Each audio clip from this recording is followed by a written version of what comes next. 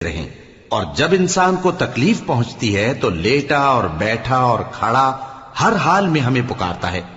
پھر جب ہم اس تکلیف کو اس سے دور کر دیتے ہیں تو بے لحاظ ہو جاتا اور اس طرح گزر جاتا ہے کہ گویا کسی تکلیف کے پہنچنے پر ہمیں کبھی پکارا ہی نہ تھا.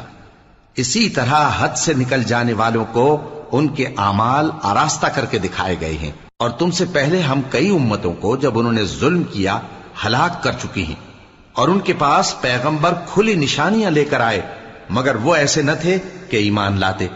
ہم گنہگاروں کو اسی طرح بدلہ دیا کرتے ہیں. پھر ہم نے ان کے بعد تم لوگوں کو ملک میں خلیفہ بنایا تاکہ دیکھیں کہ تم کیسے کام کرتے ہو. اور جب ان کو ہماری آیتیں پڑھ کر سنائی جاتی ہیں تو جن لوگوں کو ہم سے ملنے کی امید نہیں وہ کہتے ہیں کہ یا تو اس کے سوا کوئی اور قرآن بنا لاؤ یا اس کو بدل دو.